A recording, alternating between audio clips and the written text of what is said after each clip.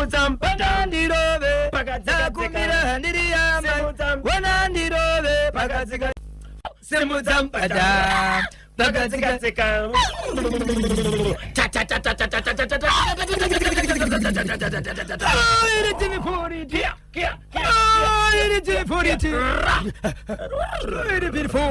reporting to the angel.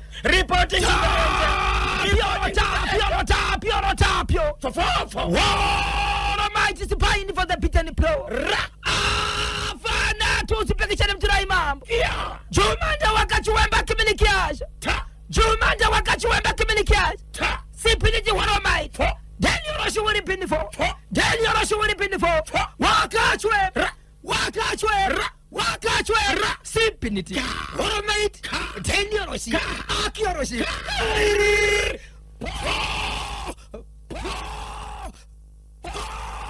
Rigiti fafaidza itemwe itoso pavano masola vadi muri yeZimbabwe ndiri mukati mekufamba mukati mekufafaidza dziri kuitika matimana wose enyika ino muri yeZimbabwe ndakambenge ndiri mukati mekureva mukati mekutaura kuti iso vanhu vanenge vane nhaka kana kuti nhaka yemufi muri yeZimbabwe inonetsa nokuti mwene wezviro anenge akafa.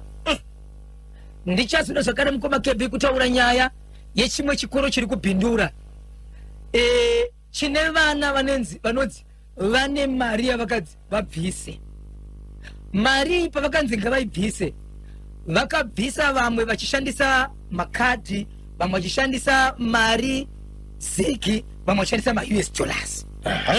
Vachibhadhara zvichienderana nemutengo uri kutaurwa kunzi pachikoro kana panzi pabhadhara 50 US kana uchibhadhara ari ma-US kana uchibhadhara riri ziki. Asi kana zvichienderana nokuti mari dzese idzi ndidzo mari dzakatenderwa munyika yeZimbabwe dzishandiswa. Ndizvo chaizvo. Zvinhu zvapakabhadharwa mari izvi zvane nguva yabhadharwa bhadharo zvinzi zvichaitika padheti rakati musi wakati. Yekamzi dheti rakuda kukwana. Mumwe mukuru wepachikoro ari kutaura nyaya yekuti wese akabhadhara mari neziki, uyai mutore ziki tokudzorerai moya mozobhadhara na-US kana kuti mozotopa imwe mari yakati isingaenderani nerate nebank rate yedu.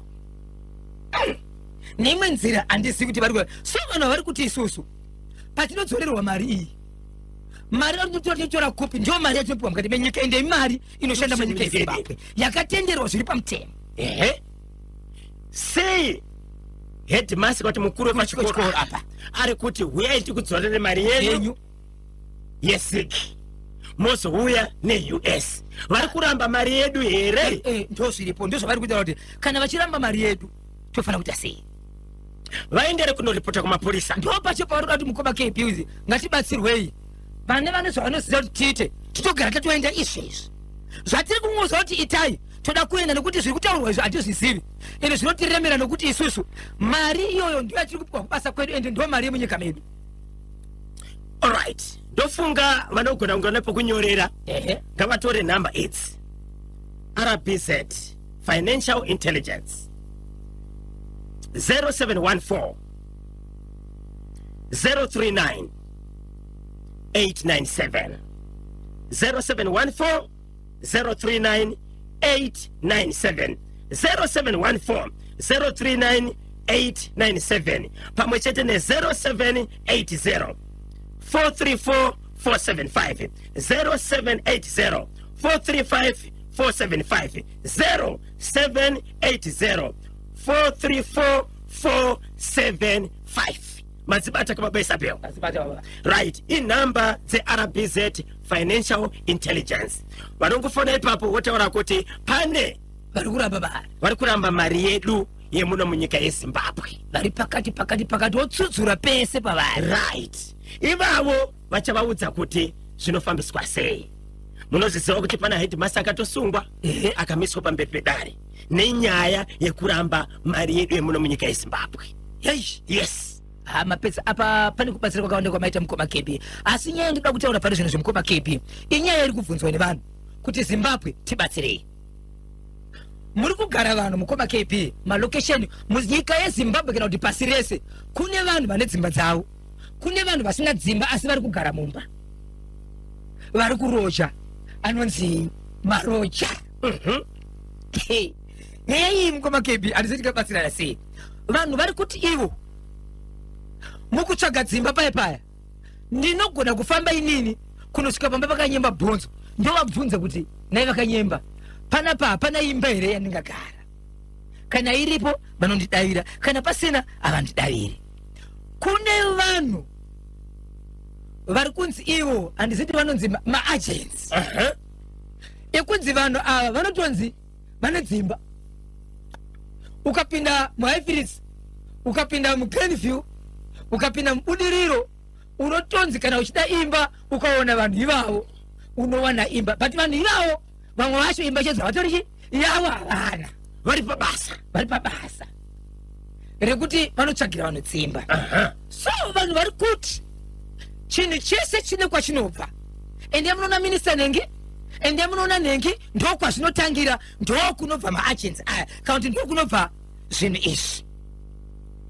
Maagents anobva kupi? Mutungamiriri wavo ndiani? Akavapa basa iri ndiani?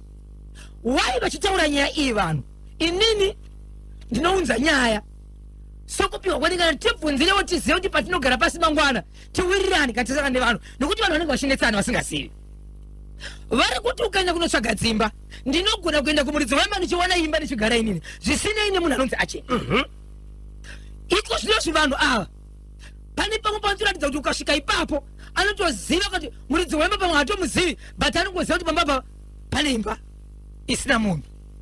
Wasvika ipapo unobva wanzi usati waona imba iyoyo pari kudiwa viewing fee yemari. Iko zvinozvi kuri kurwa $20, right? Ingoti kungoratidzwa imba zvisinei kuti wapinda hauna kupinda unofanira kubhadhara $20, right? Pamwe hauna kuida, hauna kuifarira. Vamwe vanonzi kana ndichifamba nevo ndichikutsvagira imba yawabhadhara yo is okay. Vamwe vanoti patasvika pese ndichikuratidza imba iyoyo unofanira kuda sei kubhadhara $20. Then kana imba yazowanikwa vanoda $20 per room yavo. Kana watora 7 rooms uchipedza chabhadhara $140 ndechi yekuti ndini ndakuratidza kuti pane imba apa. Haisi mari yerent, ndeyekuti ndakuratidza kuti pane imba apa. Wanga usingazive kana wanga uchitsvaga imba. Inzwai zvinozoitika baba pati. Panogona kunge pane zvaitika zvokuti wazogamuchira shoko rokuti hauchatendere kugara muHarare, dai matoenda kuGweru, kureva kuti imba yauchaida uda kubuda iyoyo. Uchidzokera kumuridzi wemba unopiwa mari yako. Kuna agent anoti rangu basa rakatopera, hapana mari iri kudzoka. So vanhu chavarida kunzwisa ndechekuti agent ndiani, basa ravo rinotangira papi, rekuti kana kanzi endei kuofisi kwakati ndokunobva basa. Kana mukabvunza minista Nengi vanovaziva, vanozivikanwa kubva kupi vanhu ava. Aiwa, hazvinetseka baba Isabel, todzifambira kanyaya dzacho.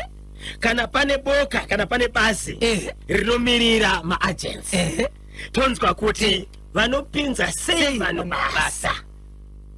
basa ravo nderei.